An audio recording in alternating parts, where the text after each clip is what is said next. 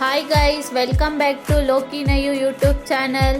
ಯಾರೆಲ್ಲ ಸಬ್ಸ್ಕ್ರೈಬ್ ಮಾಡಿಲ್ಲ ಬೇಗ ಬೇಗ ಸಬ್ಸ್ಕ್ರೈಬ್ ಮಾಡಿ, ಬೆಲ್ ಬಟನ್ ಮೇಲೆ ಕ್ಲಿಕ್ ಮಾಡಿ, ಶೇರ್ ಮಾಡಿ, ಕಮೆಂಟ್ ಮಾಡಿ. ನಾನಿವತ್ತು ಹೊಸ ರೆಸಿಪಿಯೊಂದಿಗೆ ಬಂದಿದ್ದೀನಿ. ನಾನಿವತ್ತು ಮಾಡ್ತಿರೋದು ಬಾದಾಮ್ ಪೂರಿ. ಹೇಗೆ ಮಾಡೋದು ನೋಡೋಣ ಬನ್ನಿ.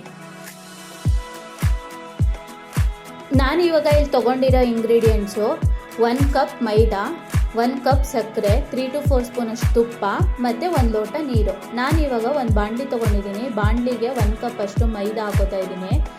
ಇದಕ್ಕೆ ಸ್ವಲ್ಪ ಅರಿಶಿಣದ ಪುಡಿ ಹಾಕೋತಾ ಇದ್ದೀನಿ. ಏನಕ್ಕಂದರೆ ಕಲರ್ ಬರಲಿ ಅಂತ. ನೀವು ಬೇಕಿದ್ರೆ ಕಲರ್ ಪೌಡರು ಯೂಸ್ ಮಾಡ್ಬೋದು. ಸ್ವಲ್ಪ ಉಪ್ಪು ಹಾಕ್ಕೊಂಡು ಮಿಕ್ಸ್ ಮಾಡ್ಕೋತಾ ಇದ್ದೀನಿ. ಇದಕ್ಕೆ ಸ್ವಲ್ಪ ನೀರು ಹಾಕ್ಕೊಂಡು ನೋಡ್ಕೊಂಡು ಮಿಕ್ಸ್ ಮಾಡ್ಕೊಳ್ಳೋಣ. ನಾನು ಇದಕ್ಕೆ ಇವಾಗ 3 to 4 ಸ್ಪೂನ್ ಅಷ್ಟು ತುಪ್ಪ ಆ್ಯಡ್ ಮಾಡ್ಕೋತಾ ಇದ್ದೀನಿ. ಏನಕ್ಕಂದರೆ ಗರಮಾಗಿ ಬರಲಿ ಅಂತ. ಇದು ಚಪಾತಿ ಹಿಟ್ಟಷ್ಟು ಬಂದರೆ ಸಾಕು. ಚಪಾತಿ ಹಿಟ್ಟು ಎಷ್ಟು ಮೃದುವಾಗಿ ಕಲಿಸ್ಕೊತೀವಿ ನೋಡಿ, ಈ ಥರ ಬಂದರೆ ಸಾಕು. ಇದನ್ನು ಒಂದು ಪ್ಲೇಟ್ ಮುಚ್ಚಿಬಿಟ್ಟು ಪಕ್ಕಕ್ಕೆ ಇಡೋಣ. ಇವಾಗ ಪಾಕ ಮಾಡ್ಕೊಳ್ಳೋಕ್ಕೆ ಬಾಣಲಿಗೆ 1 ಕಪ್ ಅಷ್ಟು ಸಕ್ಕರೆ ಹಾಕ್ಕೊಂಡಿದ್ದೀನಿ. 1 ಕಪ್ ಸಕ್ಕರೆಗೆ 1 ಲೋಟ ನೀರು ಹಾಕೋತಾ ಇದ್ದೀನಿ. ಇದನ್ನು ಒಂದೆಳೆ ಪಾಕ ಬರೋ ತನಕ ಬಿಸಿ ಮಾಡ್ಕೊಳ್ಳೋಣ. ಮಧ್ಯದಲ್ಲಿ ಸ್ವಲ್ಪ ಮಿಕ್ಸ್ ಮಾಡ್ಕೋತಾ ಇರೋಣ.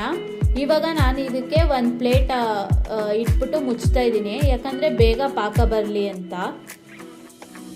ಇಲ್ಲಿ ಸ್ವಲ್ಪ ಏಲಕ್ಕಿ ಪೌಡರ್ನ ಆ್ಯಡ್ ಮಾಡ್ಕೋತಾ ಇದ್ದೀನಿ. ಫ್ಲೇವರ್ಗೋಸ್ಕರ ಆ್ಯಡ್ ಮಾಡ್ಕೊಂಡಿದ್ದೀನಿ. ಇವಾಗ ಪಾಕ ಬರ್ತಾ ಇದೆಯಾ ಅಂತ ಚೆಕ್ ಮಾಡ್ಕೋತಾ ಇರೋಣ. ಇವಾಗ ನೋಡಿ, ಇಲ್ಲಿ ಒಂದೆಳೆ ಪಾಕ ಬಂದಿದೆ. ಇದನ್ನು ಪಕ್ಕಕ್ಕೆ ಇಟ್ಕೊಳ್ಳೋಣ. ಇವಾಗ ಮೈದಾ ಹಿಟ್ಟು ಕಲಸಿರೋದನ್ನ ಎಲ್ಲ ಇನ್ನೊಂದ್ಸಲ ಮಿಕ್ಸ್ ಮಾಡಿಕೊಂಡು ಈ ಥರ ಮಾಡಿಕೊಂಡು ಚಾಕಲ್ಲಿ ಕಟ್ ಮಾಡ್ಕೊಳ್ಳೋಣ. ಆವಾಗ ಎಲ್ಲ ಒಂದೇ ಸಮ ಬರುತ್ತೆ. ಚಪಾತಿಗಿಂತ ಸ್ವಲ್ಪ ಕಮ್ಮಿ ಸೈಜಲ್ಲಿ ಇಟ್ಟು ತಗೋಬೇಕು.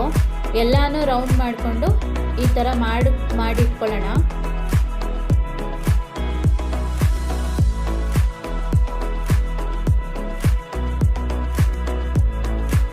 ಇವಾಗ ಇದನ್ನು ಚಪಾತಿ ಹಿಟ್ಟಷ್ಟು ತೆಳ್ಳಗೆ ಒತ್ಕೊಳ್ಳೋದು ಬೇಡ, ಸ್ವಲ್ಪ ಗಟ್ಟಿಯಾಗೆ ಒತ್ಕೊಳ್ಳೋಣ.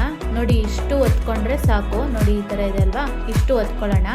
ಇವಾಗ ಇದನ್ನು ಟ್ರಯಾಂಗಲ್ ಶೇಪಲ್ಲಿ ಮಾಡ್ಕೊಳ್ಳೋಣ. ಈ ಥರ ಎರಡು ಲೇಯರಲ್ಲಿ ಮಾಡಿಕೊಂಡು ಟ್ರಯಾಂಗಲ್ ಶೇಪ್ ಬರೋಷ್ಟು ಮಾಡ್ಕೋಬೇಕು.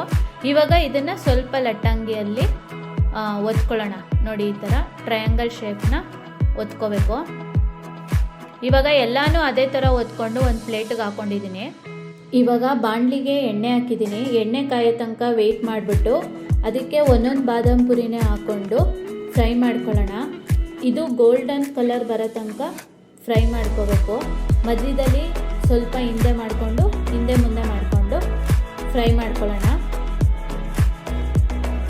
ನೋಡಿ, ಇಷ್ಟು ಗೋಲ್ಡನ್ ಕಲರ್ ಬಂದರೆ ಸಾಕು. ಇದು ಮೈದಾ ಅಲ್ವಾ, ಅದಕ್ಕೆ ಸ್ವಲ್ಪ ಗೋಲ್ಡನ್ ಕಲರ್ ಬರೋ ತನಕ ಫ್ರೈ ಮಾಡಿಕೊಂಡು ಇದೇ ಥರ ಎಲ್ಲನೂ ಫ್ರೈ ಮಾಡಿಕೊಂಡು ಒಂದು ಪ್ಲೇಟ್ಗೆ ಎತ್ತಿಟ್ಕೊಳ್ಳೋಣ. ಇವಾಗ ಪಾಕ ಮಾಡಿದ್ದೀವಲ್ವ, ಅದಕ್ಕೆ ಒಂದೊಂದೇ ಬಾದಾಮ್ ಪುರಿನ ಎಜ್ಬಿಟ್ಟು ಎಲ್ಲನೂ ಅದೇ ಥರ ಮಾಡಿಟ್ಕೊಳ್ಳೋಣ.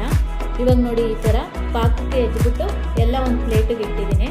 ಇವಾಗ ಇದಕ್ಕೆ ಸ್ವಲ್ಪ ಕೊಬ್ಬರಿನ ಆ್ಯಡ್ ಮಾಡ್ಕೊಂಡು ಬರ್ತಾಯಿದ್ದೀನಿ. ಕೊಬ್ಬರಿ ಎಲ್ಲದಕ್ಕೂ ಮಿಕ್ಸ್ ಮಾಡ್ಕೊತಾ ಬರಬೇಕು, ಯಾಕಂದರೆ ಫ್ಲೇವರ್ಗೋಸ್ಕರ ತುಂಬ ಚೆನ್ನಾಗಿರುತ್ತೆ ಇದು. ನೋಡಿ, ಇದನ್ನು ಇವಾಗ ಒಂದು ಬೌಲ್ಗೆ ಸರ್ವ್ ಮಾಡ್ಕೋತಾ ಇದ್ದೀನಿ. ವಾವ್, ತುಂಬ ಚೆನ್ನಾಗಿದೆ. ನೋಡಿ ಎಷ್ಟು ಕ್ರಿಸ್ಪಿಯಾಗಿ ಬಂದಿದೆ ಅಂತ. ಏನಾದರೂ ಈವ್ನಿಂಗ್ ಸ್ನ್ಯಾಕ್ಸ್ ತಿನ್ನಬೇಕು ಅಂತ ಅನ್ನಿಸ್ದಾಗ ಇದನ್ನು ಸ್ವಲ್ಪ ಸಮಯದಲ್ಲೇ ಮಾಡಿಕೊಂಡು ತಿನ್ಬೋದು. ಮನೇಲೇ ಮಾಡಿರೋದ್ರಿಂದ ಆರೋಗ್ಯಕ್ಕೂ ಕೂಡ ಒಳ್ಳೆಯದು.